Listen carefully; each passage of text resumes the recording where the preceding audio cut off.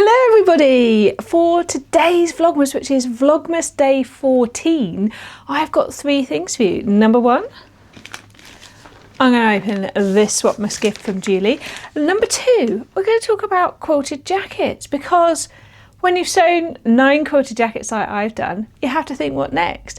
And number three, it is the mystery hidden word. So watch out, because that is coming in this episode. So let's start with a gift from Julie, and then we're going to go very quickly on to talking about 2 different quilted jacket patterns, sharing my learning from those. One is a follow-on from my previous quilted jacket one where I talked about 9 different ones, and another one is a brand new pattern to me. It might not be new to you, but it's brand new to me.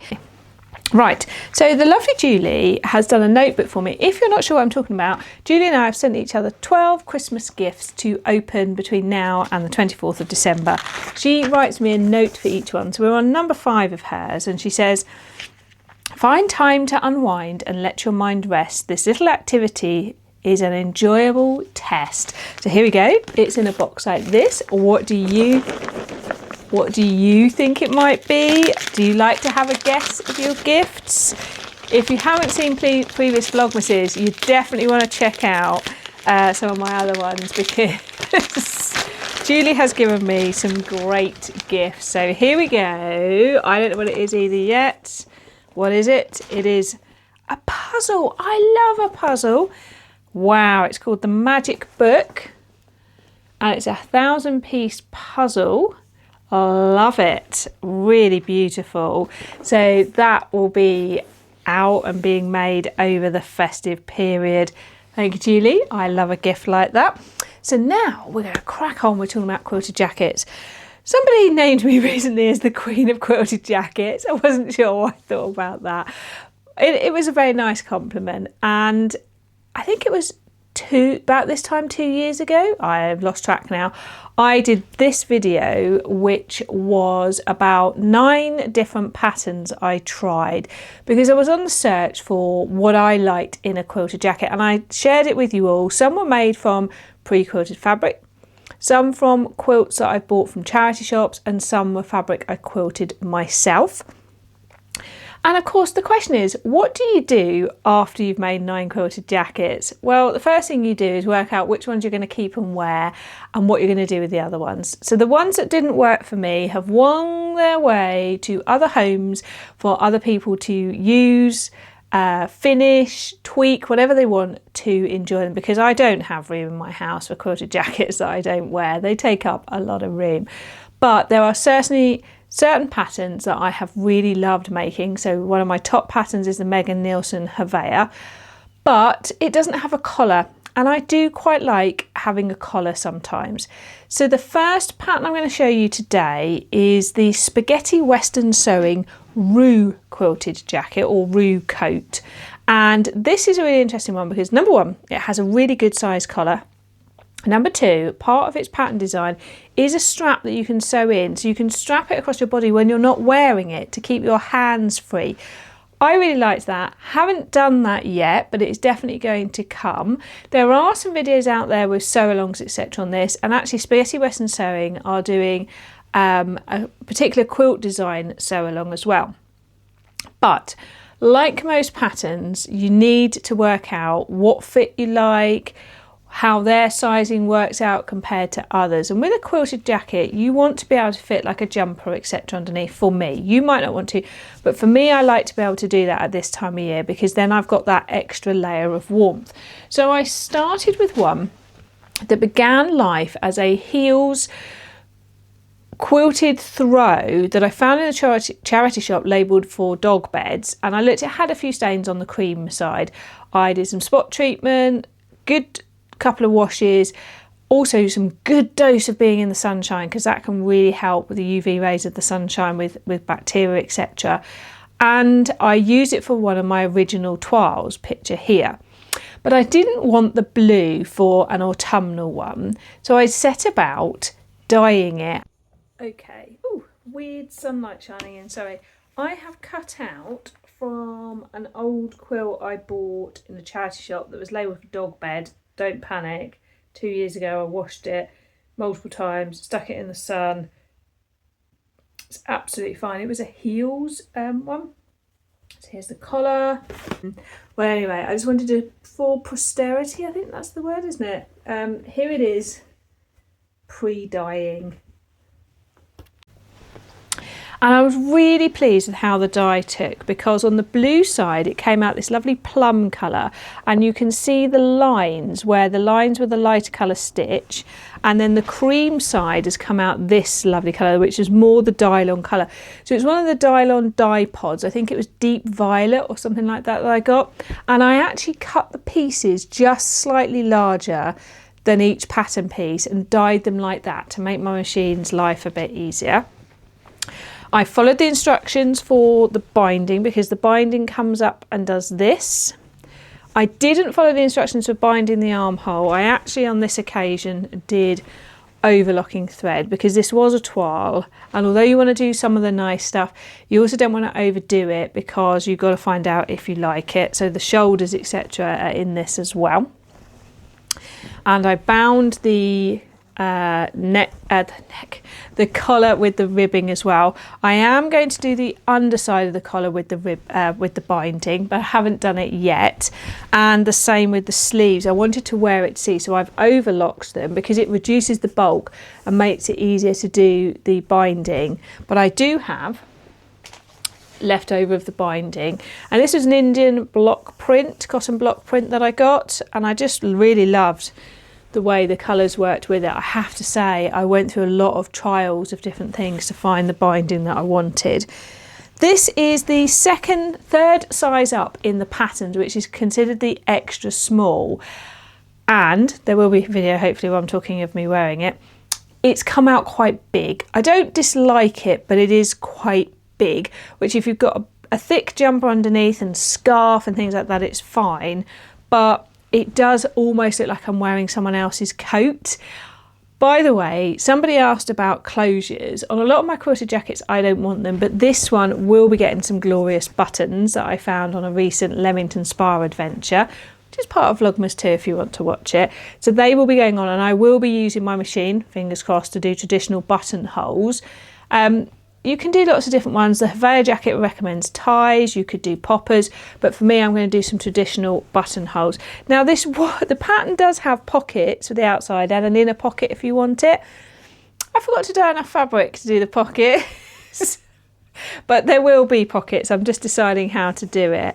But I have worn this quite a bit. I like the way it feels on. I really like having this big collar, and if you don't like how big the collar is, you could just trace the pattern piece and resize it down to not such a wide collar. Collars are great to play with like that. You could tweak it, you just don't want to mess with the length of the edge that joins the jacket. But once you get here, you could definitely curve it in more, round it more, trim it in. You can play with that. So once I made that and found out I liked it but thought it was a bit big, I went back to the pattern pieces and looked, and I actually decided to go down to the smallest size, which is an extra small, a 3 extra small. So that's an extra small. Then there's a 2XS and then a 3XS. So this is the 3XS. So there will be videos so you can compare the difference. So this one I made out of a pre-quilted fabric that I bought from Rainbow Fabrics. It's like this on this side and striped on the other side.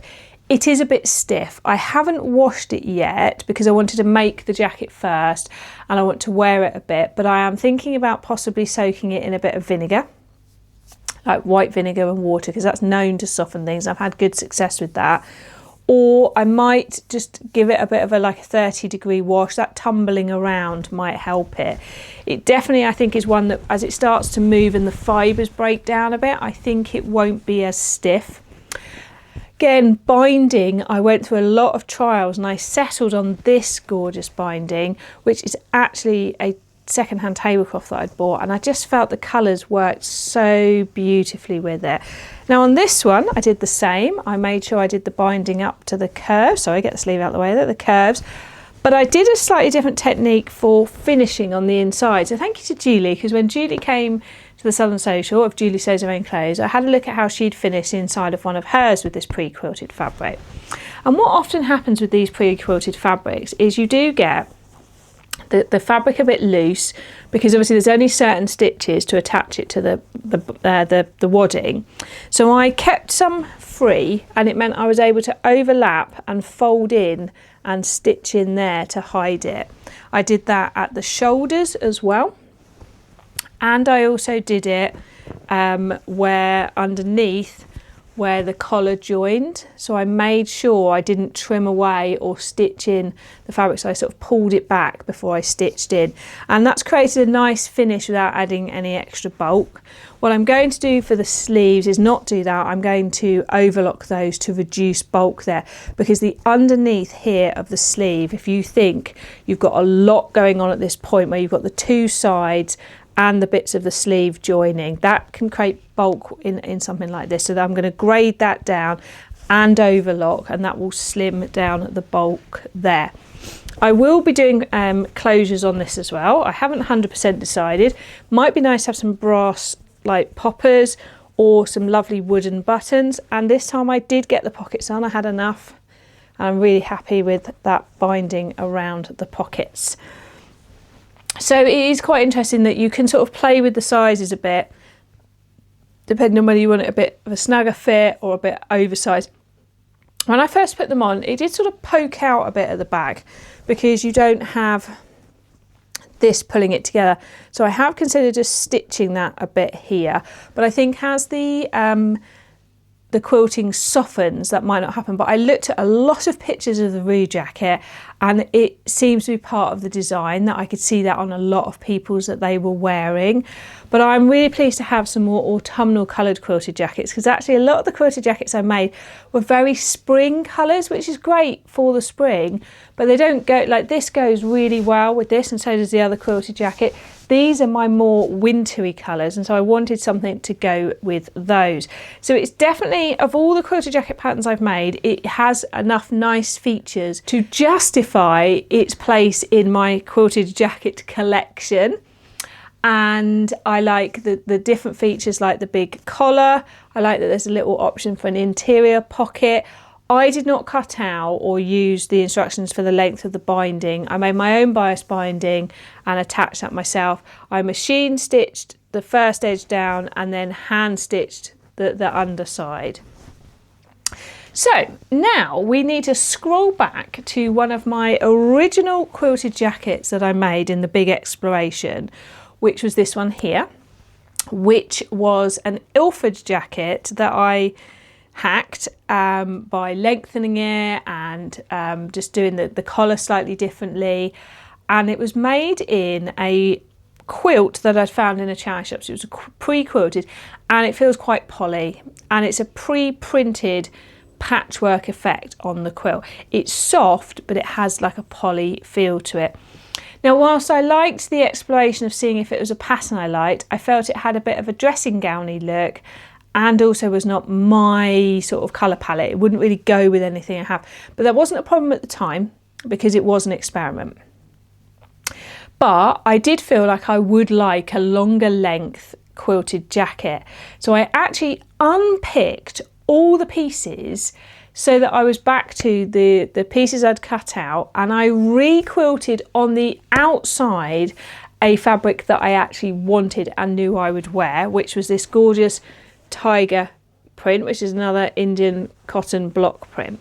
So I pre-quilted that onto the pieces and then reattached the jacket together. Now, I did that a year ago, and for a year this jacket has sat hanging there waiting for me to finish it. And the reason I wanted to finish it properly is I realised I wanted velvet bias binding. Velvet bias binding, the wider velvet bias binding, is not easy to find. So it took me a while to find it. Once I'd found it, I finally got round to putting it on. I'm really glad I did the velvet bias binding. I think it looks really nice. Now on the inside you have still got this. I decided not to quilt another fabric on the inside because I don't mind that this is the inside. I don't dislike it, it just doesn't go with things.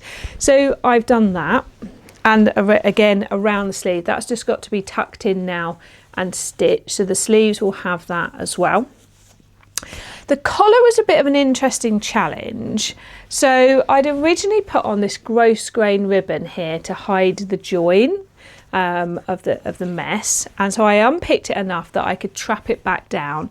I then quilted the collar this way so that the pieces were on. The rest was quilted laterally, I think that's the word I want. So I've just got the ends of the collar to do, and the reason I haven't done that yet is because I wanted to ask all your advice.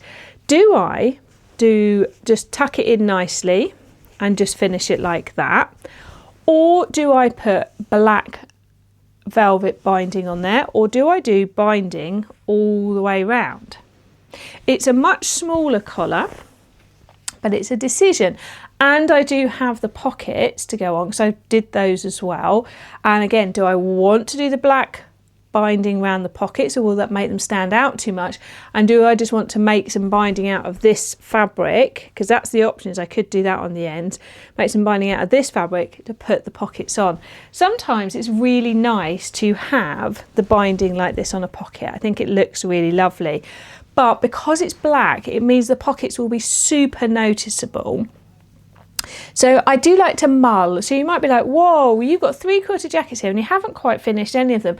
But you know what? It's okay, because this one is finished bar the shouting, i.e. overlocking that and putting on the buttons.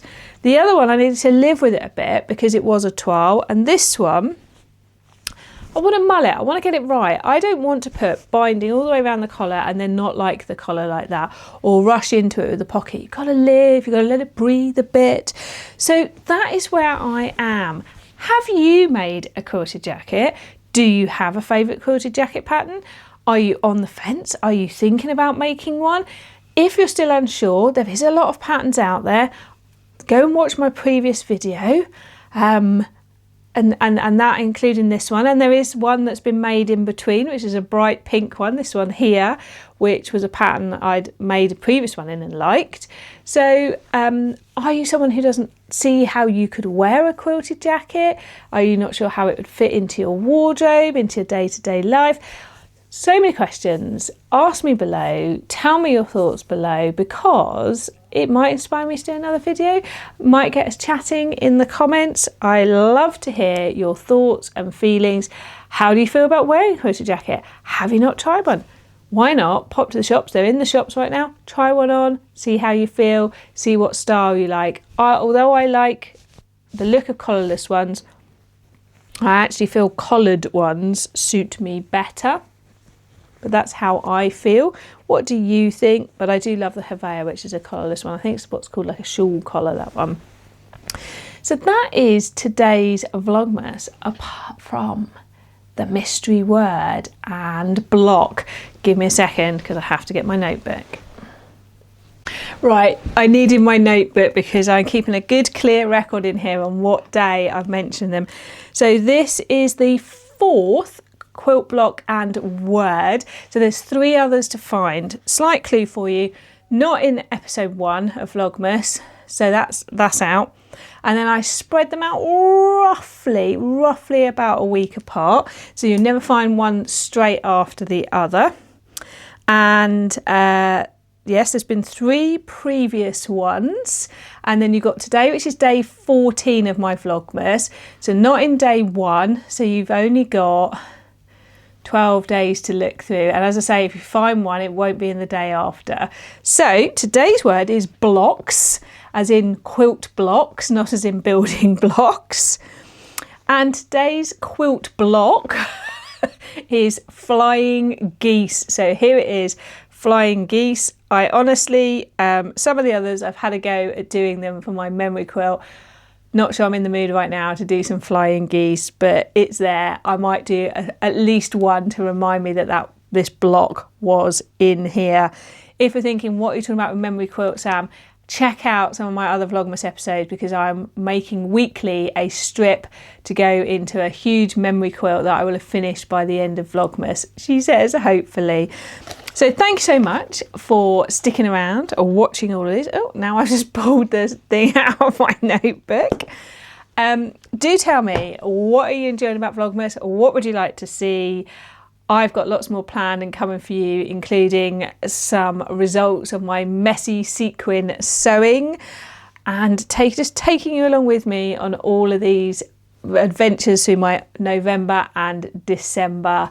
I hope you are keeping well and are getting to do the things that you love to do, and I will catch you again soon.